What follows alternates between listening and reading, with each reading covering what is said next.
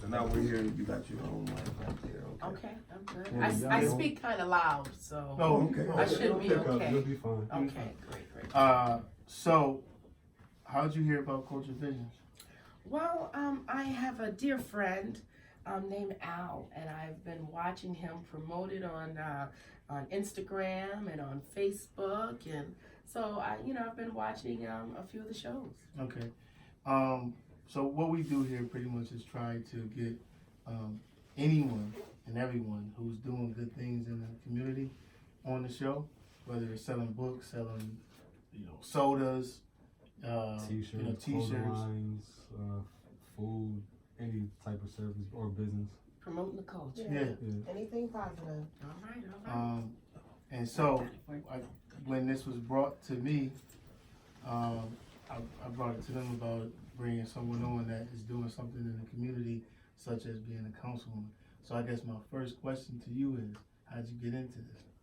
Well, that's a long story, but I'll Come give on, the get brief to it. one.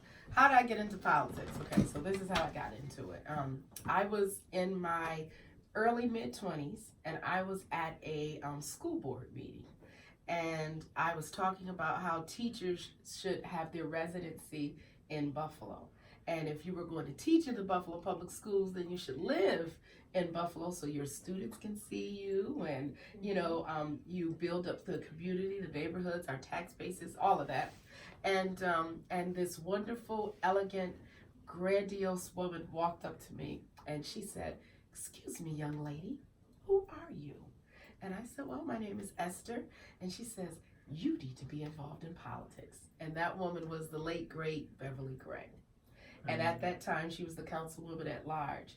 And she welcomed me into the fold and began mentoring me on community activism and advocacyism through politics and how you should do it. And I just pretty much learned and gleaned as much as I could from her until she passed away. And when she passed? She passed away in about 2000, let's see, this was about 2003, 4, I believe about 2006, somewhere between 2005 and 6, I don't know the exact year, but it was some time ago. You're pushing 6 years possibly, right? 3 to 6 years of knowledge from her. I would say about 2 years. 2 years? 2 years of knowledge from her, from learning how you are supposed to fight. She was a lover of Jefferson Avenue.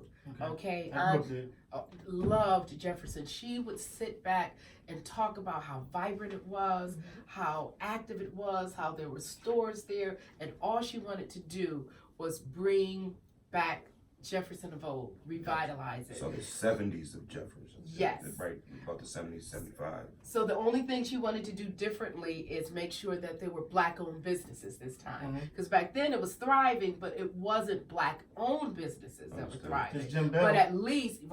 But at least still the community had places to go. Right. So she really, really talked about it. And that's why they even named that the hub after her there for the businesses for minority and women after her, because she truly loved Jefferson. She was even one of the people that were key figures in bringing the supermarket Tops to Jefferson Avenue, 16 years ago. Yeah, I remember, because my grandmother stays on Landon. I remember that field being just a field Yes. for many years. Yes. And when they finally did that, that was a good thing, especially for my grandmother who didn't have to travel all the way to Cheektowaga to go to Tops. To this She could day, just walk down the street. it is still the only grocery store in the Maston district to this day. Well, it's actually Ellicott now. It used to be Maston, but it's still the only grocery store in the Ellicott district. Well, it's one of the neighborhoods, period. Not only just that district. Only grocery store They even walking closing distance. down like Rite Aids and like certain corner stores. Yeah. In the area. Yeah, absolutely. I want to go back to at large. Some people are younger generation that listen to us. Maybe like, I think from what I gathered, 19 to 26 is our younger generation that listen. So they might not understand what at large is. Could you explain that? Sure. So this is what at large is. At the time, you had council members at large and a council president. And what that was is if there was ever a problem you had with your council member, let's say the council member had an issue with you and didn't return your phone calls. Let's say the council member was too busy and didn't handle business properly and didn't return the phone calls. You could go then to your at-large. They were citywide elected officials, and they had governing abilities for the entire city of Buffalo. So wherein, like for me, I'm running for Lovejoy, I would have jurisdiction over Lovejoy. And at-large had jurisdiction over the entire city. So if you had a problem and you went to your council member and it didn't work out right, your at-large could then step in and try to help and provide resources. And it gave like an extra buffer to areas that were really deprived of services. So at-larges were wonderful. That was the first campaign I ever worked on, which was trying to prevent the downsizing of the council. That loss was my first devastating loss, and it was heartbreaking because at that time we lost 3 at-large and the council president. Though we have a council president now, the difference is the council votes in the council president. Back then, the city voted the council president. Okay. So now you've See how it lost the changes. city Right. having a voice in its representation, and we lost 3 minority leaders at one time in one vote. It was crazy. Gotcha. So, Wow. But no, I you know, just paying attention now, you know, it kind of makes the, you know, I guess the whole gentrification of things that are happening on the east side now, you know what I mean? It kind of helped that agenda in a sense. Oh yeah, I You mean, know what I mean? Because you don't have nobody to back up, you know, what originally was out there at first. it restricts people power. Right. And when you restrict people power, then those that empower govern with sovereignty. And if there is like an ultimate ruling, then eventually people will suffer. And so we didn't see the effects of it right away, but in the See it long now. haul, it was going to be negative because people then lost their ability to vote, and they had extra dollars of resources that was able to go into other areas throughout the whole city. Right. Yeah, it was See a lot of power loss. a lot of power A lot loss. of power loss. That's why it's important for us to stick together, folks. Stick And I don't together. mean just color, it's just people. Community conscious people. folk, Right. Right. Community conscious people. great. So Very segue important. into this next question. Why Lovejoy? Okay, I Dun, love dun, it. dun. I love that question. I love that question. Break barriers. So listen, this is the thing. You cannot run for office unless you live in that district. You can only represent an area that you live. That way, you are voted in by your neighbors. Now, But I- Lovejoy has a big reputation for being Right on. like voting or being like prejudiced towards a certain group of people. Lovejoy is definitely has had its racial struggles. A little question. And it has racial frustrations. I mean, if you talk to some people, they will tell you how African Americans weren't even allowed over the bridge. And Right. even over the bridge at those times, years ago, it was even tension amongst their own culture. So different nationalities. So they were able to work together, but they weren't able to play together. So this is what is the hardest thing that I have to let people know. Go ahead. Lovejoy is not the old Lovejoy. Every 10 years, there's a redistricting. Okay. And you have common council, and they divide the city, all right? And they reorganize what each district is. Okay, so this is really important because next year, 2020, after the next census, they're going to redistrict again. So you want to make sure you have community conscious people on the board that will not split up districts that will cause minority representation to be slashed. Yeah. Okay, because right now, because of gentrification, Ellicott, which was once a strong African American district, will not necessarily be that in the next few years. So I know. even if it doesn't happen now, in the next few years, you want to make sure that we don't lose minority representation when African Americans are a high population in this city. Right. However, let's go back. Lovejoy was redistricted, and when it actually begins in the Bailey Delavan area, Wow. Yes. So when you think Lovejoy, you think Bailey Broadway, that is not Lovejoy. So y'all coming up. That is not only Lovejoy. That's right. And Right. extend that. Lovejoy actually begins on Doris Avenue. Oh. So Wow. Doris, Shrek, Langmeyer, and Yeah. Kermit are my all- first streets in the Lovejoy district. Wow. Bailey, Doris, Langmeyer, Kermit. So there's so we starting to see that like we actually got some power, especially in that area. Lovejoy is the first 17 districts. The first 14 districts are heavily African American populated. So Gotcha. if you talk about Lovejoy, this is where it is. So let's just talk about the big street. So I already said Bailey, Right. and we already know Bailey Delavan area, right? So then you take it to Delavan, then you go Genesee, then you have Dope, then you have Walden, Mhm. then you have Broadway. Mhm. Every street in between is Lovejoy. Right. I didn't It's know Northern Lovejoy, Cortland, Lang, Theodore, Texas, Popular, Academy, Wecker. Just to name, a few. Kearns, Because a lot of people actually think they live in university Yeah, district. a lot they of people. live in Lovejoy. They Yeah. love, yeah. This You is know that you heard it here first, people. this is the Lovejoy district. Yeah. So so that's the thing. A lot of people don't know that Mhm. it has now broadened. It is a very wide and diverse district, not just with ethnicity as far as minorities, but at the socioeconomic structure of Lovejoy is different. It is not. It's a lot of impoverished people in Lovejoy. And so you're not just fighting the disparity of the east side, but if you have driven over to Seneca Babcock area, Yes. they Yeah. are They're struggling. struggling. And there's pockets in the East Lovejoy area.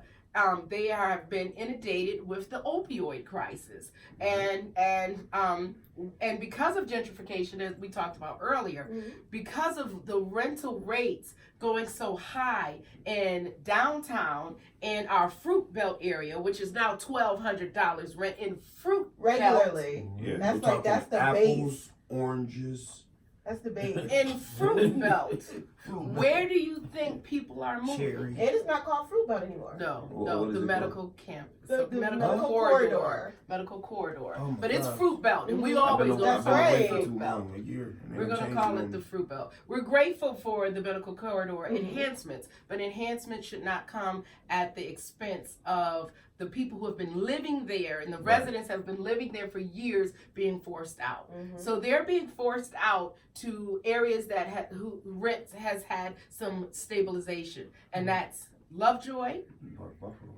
No, No. Buffalo is getting high. Oh, yeah, So it's I'm sorry, Lovejoy, Fillmore, and South Buffalo. So our three districts has had an influctuation of residents because they can't afford to live where they've been living the whole time. So now Lovejoy has this new socioeconomic poverty structure that they did not once welcome Yeah. or have, and there's nothing that they can do about it. Mhm. So now we have to make sure that when you have someone who represents Lovejoy, it's not just the old Lovejoy, but understands the new dynamics of Lovejoy. Gotcha. Like Right. New Buffalo. Yeah.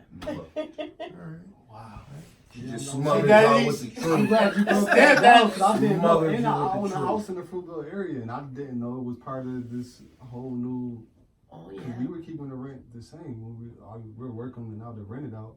But we weren't raising it. We were gonna keep it at what it was. Yeah, fix it up, look around at what's in the area, and make your decision. I mean, do we need people to maintain for some people who've been struggling there the whole Right, time? right. Yeah. Absolutely, but that's why we really have to take care of our homeowners. Mhm. But it's a new district. Yeah. And to be honest with you, and I hate to bring in a whole nother city, but I just recently was in Charlotte, and with Charlotte, everybody knows what's going on in Charlotte. Like their rent is like everything is at least $1,200 to $1,400 on up. You know what I mean? But the people, though, they still live very minor lives. Mhm. They've just gotten accustomed to paying that. You know what Yeah. I mean? And Because what else can you do? That's right, what's that's You the know? same thing that's probably gonna happen here. You know what I mean? That they're gonna raise it, and people are just gonna be out working triple jobs and kids aren't going to be getting watched. Well, that's why we got Miss Esther. Yes, Yeah. there is a way to combat that. Yes. And that's the power of legislation to help the average person. New York City is going through it right now where they're fighting for rent stabilization, where you can't just go up all the way. You can't just evict somebody without there being proper cause. So once New York City passes this legislation, I'm sure it will trickle with us too. You'll have more people that will use that as the example that we have to do that here in Buffalo. And the other thing, which is very important, is create homeowners, right? Because everyone. Do you know you can be on a fixed income? Absolutely. And there are programs based on being on a fixed Social Security income. Well, I know NACA is one of them. That will help Like you the own first-time home. buyers program. Right. Yeah. I'm in that. So that's the thing. So the thing is that, and this is what I tell people, just like I knock on doors and say, hey, will you vote for me? I knock on doors and tell you about my platform. I'm going to knock on doors to make sure you have the information about these programs. We mail those out. Don't get me wrong. Political people do mailers, but we know to vote. In order to get you to come out, we have to knock on a certain amount of doors to get you to come out and vote for me. Well, my thing is, let's implement that same information when we have programs for the community. Knock on doors and let them know this is here, this is available for you in this area, so you don't question where something is. But this is how we combat high rent. We create more homeowners. We create programming that help you for first-time home buyers assistance. We make sure you're aware of that, and that's how we combat rent stabilization. Own your home and know that everyone truly can prepare themselves within 1 to 3 years with truly discipline. Even on fixed income, there's programs where you can own your home. I guess my next question to that and segue into that, you said something really that trigger. Okay. Politician. Most people are not. They don't believe in politicians. How do you get them to believe in you? Tell them I understand. I agree. And I felt and feel like them. But if good people don't step up and make a difference, then what do we do?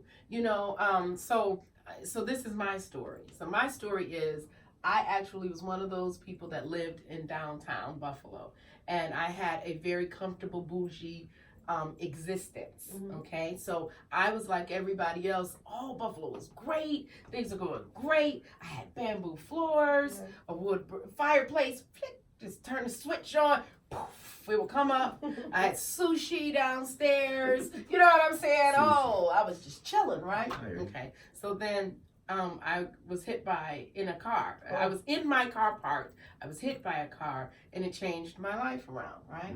So along with that, my mother illness, she had sickle cell anemia, took chronically ill, and I lost my mom. And thank you. And it was difficult. So my whole life literally flipped. So when I lost my job, we're fighting, with my mother until she rested. It was difficult. And I went from sushi and wood floors to moving on Erickson Avenue to gunshots, no car, running for a bus, not having anything but corner stores. I don't even have a place to get coffee and sit down with my laptop. Everything changed. And then I realized, no, Buffalo wasn't going places. Downtown was going places, and neighborhoods were forgotten in the mix. So I understand why people are disenfranchised and frustrated with politicians and government. But those are the people who have to stand up and do it and make a difference and run.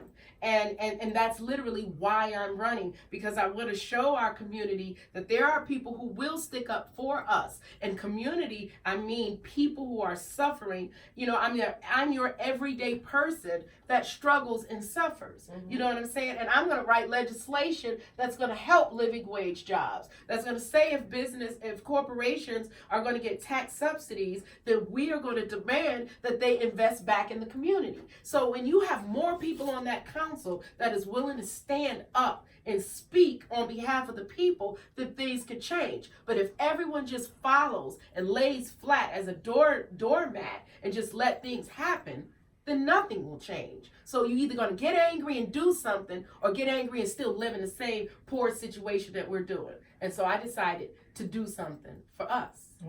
People, I got Hey, give her I an got applause. Give her Hey, hold on. Make sure you hit the right one. Wait, somebody go to something else I can't find. Give her the button. Give her the button. Hurry up.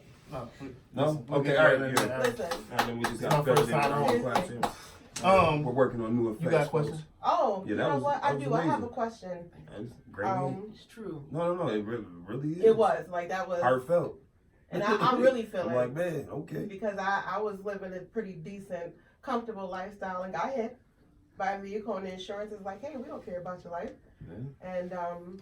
and I'm still trying to recover from that. So, I understand.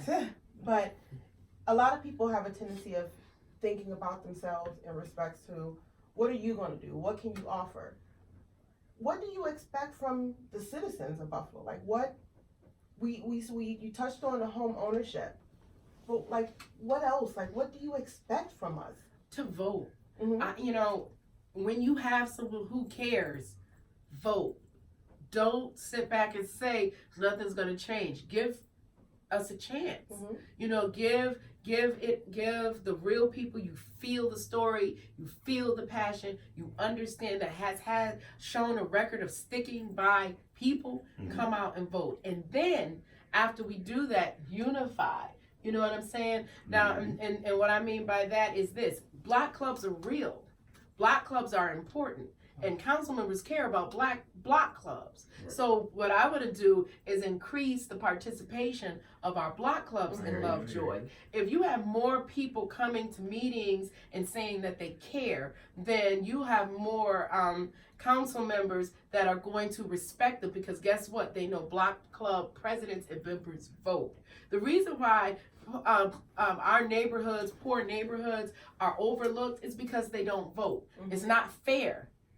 It's not right. They don't put their hand on the Bible or whatever book they put it on and affirm that they're going to protect and watch over and serve the people that voted. Right. They said they're going to represent that district, whatever, how large it is. So, however, if you don't hold me accountable, or you don't hold someone accountable and say, I will prevent you from taking care of your family, because this is a job. We get paid to do it, right? So if you don't take away my ability to take care of my family, who am I going to listen to? The people who will take away my money to take care of my family. And that's what politicians are doing. They are putting resources in the areas that will cause them to lose their jobs, because they're going to vote. If they knew that the east side of Buffalo will hold them accountable and make them lose their jobs, do you think they won't invest in those areas? So we say no one's doing nothing and we don't vote. And then what happens is they continue the process of no resources coming in, because you're not going to take away their jobs. So you have to hold people accountable. What are some of the ways that people can get like expose themselves to this information, or whoever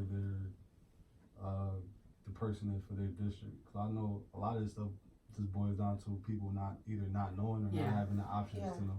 Right, and that's why we walk on the doors to try to bring out larger votes, especially independent candidates. Like, I'm a Democrat, but I'm running independent of my party. I'm not endorsed by my party. Right. And so by me not being the endorsed Democrat from my party means I have to knock on more doors in order to win the vote. I need people to reach out to their family and friends that live in the area and say, no, we have Esther who cares, and win the election that way. They bank on people not researching.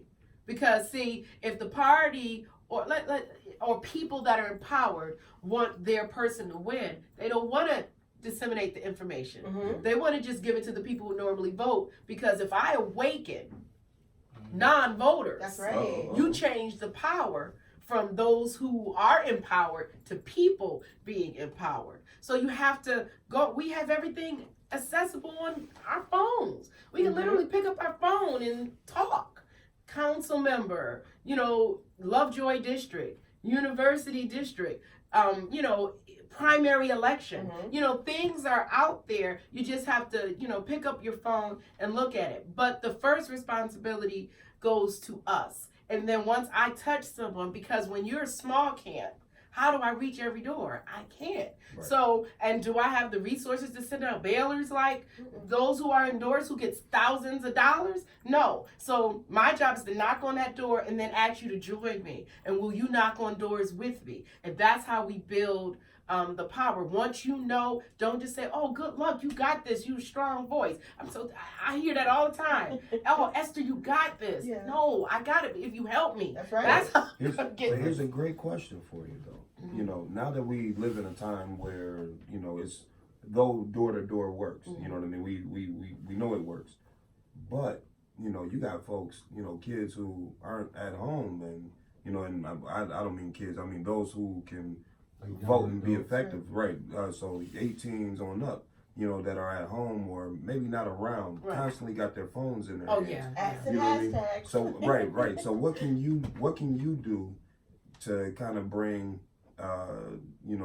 more to light about voting through different social platforms? You know what I mean? Yeah, I was remiss for not mentioning that social media is why I'm here. Yes. Because social media is critical now. Yes, knocking on doors work, but when you're reaching those who don't vote, social media is critical. Right. So all of them, Facebook, whether it's a blog show, whatever it is, you absolutely have to do that. So that's what I do. I tell people, go on Facebook, like Smothers for Lovejoy. Right. When I have something, share it and post it. And I tell people all the time, don't just post Lovejoy, because people don't understand Lovejoy is long. You have to say, hey, this is Lovejoy, but if you live in this place, if you live over in Schiller Park, if you live off of Genesee, you're Lovejoy. You have to put that in your forward so people will know that they are Lovejoy, it's their area. So that's literally why I'm here, because I believe in the power of social media and its ability to bring people into your circle and then enlarge your chances of reaching people. Yeah. Okay. So Smothers for Lovejoy. That's It right. is. Please Smothers for like the Lovejoy. Facebook page and share. Yes. Can we get a backlink on there? That was your question? What's that? Oh man, we can go all day here. No. Well, What was I gonna say? I really did have an interesting question that was still with the social media platform, but And anybody like to make videos? Like when you see these speeches or you see what we're saying, I don't mind clips and saying, here's this clip, do it. People do great. that got you. a lot. Young people drive the force. She definitely And that's gave a one of the powerful things speech with if you want to go. Bernie Sanders, what helped his campaign and how he got so many young people involved, and he was a senior, gray hair, yeah, he was senior. white male senior, and he had a lot of young people and a lot of ethnicities involved, people of color, in his campaign, and it's because of those social media. They literally drove the force. They even created an app that a lot of politicians try to use, or that will do mass texting. Yeah. So all of that really started under the Bernie Sanders campaign, and that's because young people with technological minds took over and they pushed the initiative. So I don't mind anybody pushing the initiative, because we have to do this. I tell people I'm literally running for young people. Okay. I'm 43. Okay, so I don't plan on. No, black don't crack.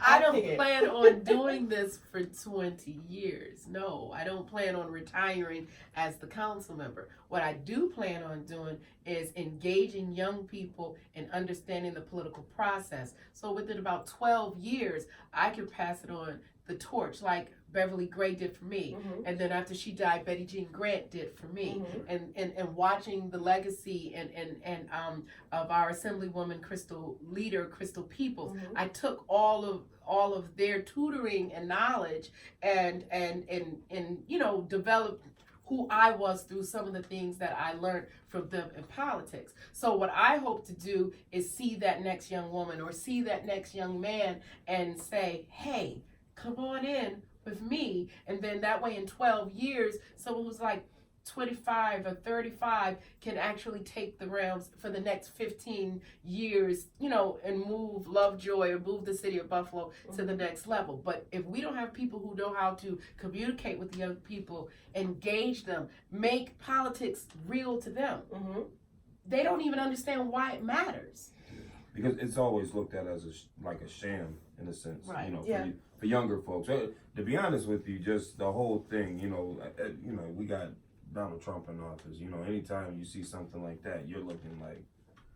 But guess what? Go ahead. A lot of people's opinions too, as far as like the younger generation, is based upon the stigma of like their parents saying or downplaying their experiences from whatever politicians led before them too. So that's also a negative impact. Yes. To the newer politicians coming in too. But Donald Trump taught everybody a great lesson. Very. And especially in when the closing of the government was happening, and we had social services, food stamps issues, and people didn't think the benefit was going to be on the card. I used that as a great teaching mechanism. So I said, well, how many people, you know, receive social services? Or family members receive social. How many people heard their family being scared that the money wasn't going to come on? Yes. That was directly by voting. Now you see directly how a vote can impact your life. Very much so. Because if that government would have shut down any longer, those benefits wouldn't have been on the card. And that went all the way from Washington to here in little old Buffalo. Right? So if you teach that, I tell young people, how many people have someone in the prison system? How many people feel that the judges were impartial and they were they gave too long sentences? You vote in judges. Right. You literally control the system. You just are not aware of your power. If you vote, you can vote in community conscious judges. You can vote in community conscious district attorney. You can vote in people who the mayor of the city of Buffalo is who appoints who is the chief of police for the police department. I got two questions before we get out of here. How do you feel about the 20 brown judges, women in Texas? Oh, I'm all about women empowerment. That's right. That's right. Uh-oh. That's right. Uh-oh. So, you know, I'm all about women empowerment. I just think it's awesome. I just want them to do the right thing. You know, it is awesome. You know, it is time. It is definitely time for women to stand up and take a stronger leadership role and let our voice be heard. We have been overlooked and undervalued in the political system for some time. And it's definitely time for women to take a stand. It's a beautiful thing. When you help me win this election, I will be the first woman back on the council in years. There's no woman on the Common Council. Women make up 50% of the voting population here in Buffalo, and there is not one woman on the council. And I would be the first African American to represent the Lovejoy district. Well, that would be a great birthday gift for you. Right. Great birthday gift. So, my last question is, what would you tell this young lady? Oh gosh, thanks a lot, right? Oh my gosh, you're trying to get me to cry now. I can't even look. Oh, you know, wow. That was a good one. That was a great one. I think I want to fight.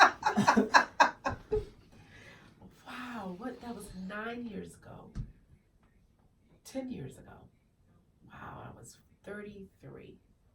33. What would I tell my 33-year-old self? Know your worth. Embrace your strengths. And fight to do whatever it is that you want to do that will make you happy and that will make you feel empowered. You know, women, not even women, people, we tend to we devalue ourselves, and it's okay to recognize your talents. You know, for so long, I never even thought I would run for office. I said I would never, ever run for office because I knew it was dirty. And the truth of the matter is, I guess it was pushing myself in the forefront that I was comfortable being behind the scenes. I worked on biddy campaigns. I was the chief of staff, and I was comfortable being constituent services and helping people to get to places that would help them. But actually being in the forefront as the leader was something I don't think I was comfortable with. And so even making the decision to run was having to have me embrace another side. And it probably happened, you know, with the transitioning of my mom, you know, with her resting, and then you have to, you know, pick up a mantle. You know what I'm saying? So that I think that's what I would tell my younger self. I wish she would have woken up to her strengths earlier, but better late than never. That's right. All right, amen. Very natural and honest. People, let's vote. When Tuesday, Tuesday, June 25th. June We're 25th. just a week and a half away. Yeah, You June. gotta get that to her as a birthday gift, y'all. Yes, tell your Let's family get her in and there. friends. Yes. Get her in there. Bailey Delavan, Schiller Park, Walden Heights. So that's your Bailey Delavan area, your Genesee, Humison area, your Dope, your Walden area, and then we go over to the bridge. It's the East Lovejoy area. It's called Iron Island.